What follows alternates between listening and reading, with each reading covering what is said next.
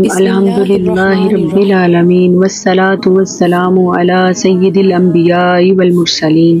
یہ ہے وہ ہستی جن کی ولادت نے جہالت کی اندھیری رات کو علم و نور کی روشنی میں بدل دیا۔ یہ ہے سید الاولین والآخرین، امام الانبیاء، خاتم النبیین، حضرت محمد صلی اللہ علیہ وآلہ وصحبہ وبارک وسلم۔ آپ صلی اللہ علیہ وآلہ وسلم کا نسب مبارک انتہائی پاکیزہ اور معزز ہے۔ آپ صلی اللہ علیہ وآلہ وسلم خاتم النبیین حضرت محمد رسول اللہ صلی اللہ علیہ وآلہ وسلم بن عبداللہ بن عبد المطلب بن ہاشم بن عبد مناف بن قصا بن کلاب بن مرہ بن کعب بن لوئی بن غالب بن فہر بن مالک بن نضر بن کنانہ بن خزیمہ بن مدرکہ بن الیاس بن مزر بن نزار بن معد بن عدنان بن عود بن حمیس بن سلامان بن اوس بن بوز بن کموال بن ابی بن عوام بن ناشد بن حزا بن بلداس بن یدلاف بن طبخہ بن جاہم بن ناحش بن مکی بن عیفی بن عبگر بن عبید بن دعا بن حمدان بن سنبر بن یسربی بن یحزن بن یلحن بن اروع بن ایزی بن زیشان بن عیسر بن اکناد بن اہام بن مقصر بن ناحس بن زارح بن سمیح بن مزیح بن عوز بن عرام بن قدار بن اسماعیل علیہ السلام بن ابراہیم علیہ السلام بن عازر بن نحور بن سروج بن رعو بن فائج بن عابر بن الفرشاد بن سام بن نوح علیہ السلام بن لامک بن صالح بن ادریس علیہ السلام بن یارد بن ملحل ایل بن قینان بن انوش بن شیس علیہ السلام بن آدم علیہ السلام۔ یوں آپ صلی اللہ علیہ وآلہ وسلم براہ راست سیدنا ابراہیم خلیل اللہ علیہ السلام کی نسل سے ہیں۔ اہل عرب میں کوئی نسب اتنا پاکیزہ اور روشن نہ تھا جتنا نبی اکرم صلی اللہ علیہ وآلہ وسلم کا شجرہ مبارک ہے۔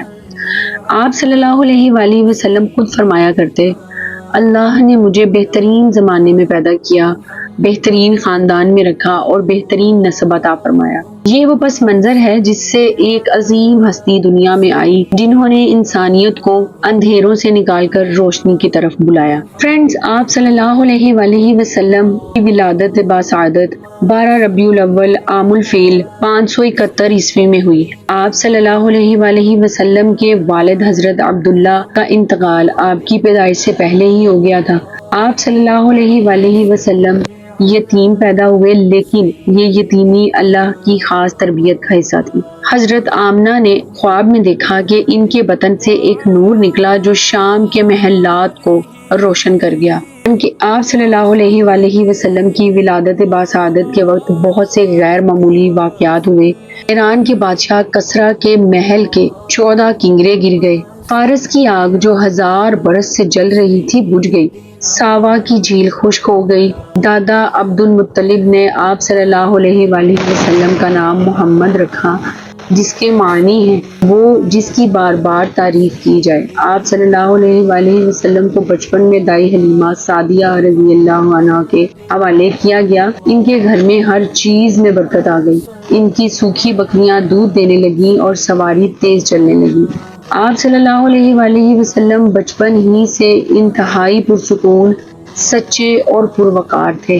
آپ صلی اللہ علیہ وآلہ وسلم کے بچپن کا ایک مشہور واقعہ شق صدر ہے، جب فرشتہ جبرائیل علیہ السلام نے آپ صلی اللہ علیہ وآلہ وسلم کا سینہ چاک کیا اور دل کو نکال کر صاف کیا اور ایمان و حکمت سے بھر دیا۔ فرینڈ، جب آپ صلی اللہ علیہ وآلہ وسلم 6 سال کی عمر کو پہنچے تو آپ صلی اللہ علیہ وسلم کی والدہ حضرت آمنہ کا انتقال ہوا۔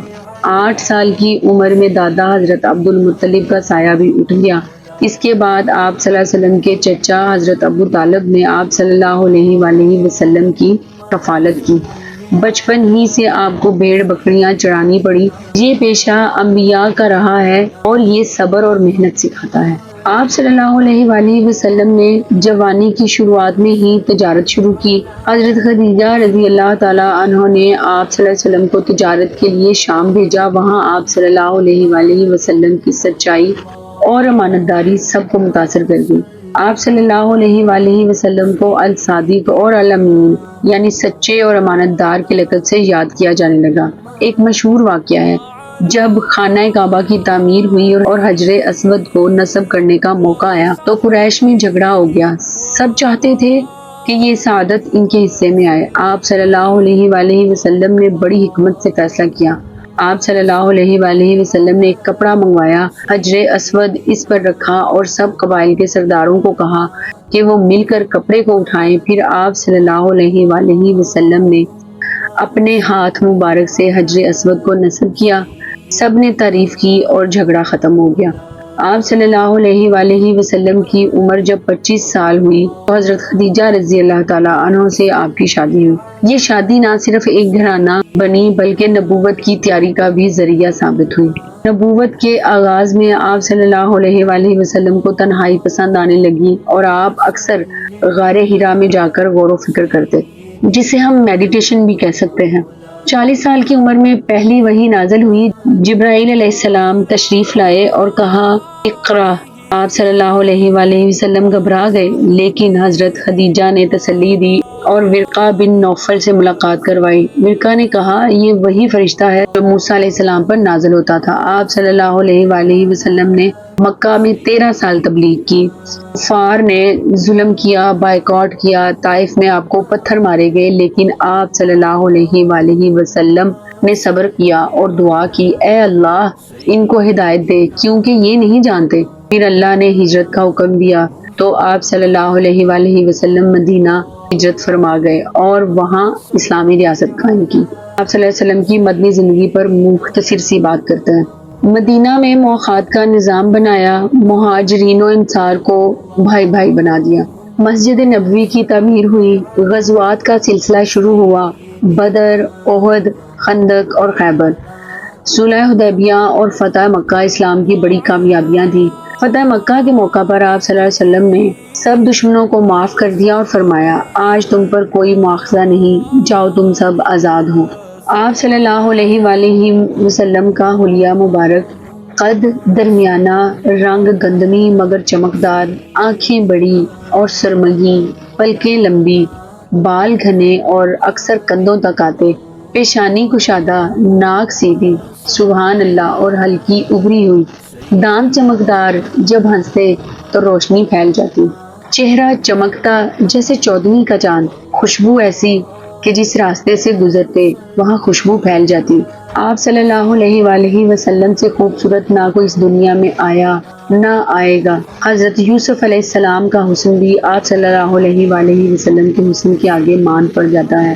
فرینڈز، عید میلاد النبی صلی اللہ علیہ وآلہ وسلم مسلمانوں کے دلوں کا وہ جشن ہے جو عشق رسول صلی اللہ علیہ وآلہ وسلم سے سرشار ہوتا ہے۔ یہ دن صرف ایک خوشی کا دن نہیں بلکہ ایمان کو تازہ کرنے کا دن ہے۔ دنیا کے کونے کونے میں مسلمان اپنے گھروں، گلیوں اور مساجد کو چراغاں کرتے ہیں، فضاؤں میں درود و سلام کی صدائیں گونجتی ہیں اور دل عشق مصطفیٰ صلی اللہ علیہ وآلہ وسلم کی حرارت سے معمور ہو جاتے ہیں۔ میلاد النبی صلی اللہ علیہ وآلہ وسلم ہمیں یہ پیغام دیتا ہے کہ جس ذات کی آمد پر کائنات مسکرائی تھی، ہمیں ان کی سیرت و سنت کو اپنی زندگی کا حصہ بنانا ہے۔ عید میلاد النبی صلی اللہ علیہ وآلہ وسلم کی اصل خوشی یہ ہے کہ ہم حضور صلی اللہ علیہ وآلہ وسلم کے اخلاق حسنہ، ان کی رحمت، ان کی سچائی، ان کی شفقت اور ان کی عظمت کو اپنی زندگیوں میں اپنائیں۔ یہ دن ہمیں یاد دلاتا ہے کہ نبی کریم صلی اللہ علیہ وآلہ وسلم ساری انسانیت کے لیے رحمت بن کر آئے۔ آپ صلی اللہ علیہ وآلہ وسلم نے عدل، محبت، بھائی چارے، معافی اور انسانیت کی خدمت کا درس دیا۔ آج اگر ہم اپنی زندگیوں کو حضور صلی اللہ علیہ وآلہ وسلم کے راستے پر چلائیں تو دنیا کے ہر کونے میں امن اور سکون قائم ہو سکتا ہے۔ یہ تھی آج کی ویڈیو، اور اگر آپ کو آج کی ویڈیو پسند آئی ہو تو مشن مڈ نائٹ کو سبسکرائب کیجئے، بیل آئیکن کو دبائیے اور کامنٹ ضرور کیا کیجئے۔ اللہ حافظ۔ آمد مصطفیٰ، مرحبا مرحبا۔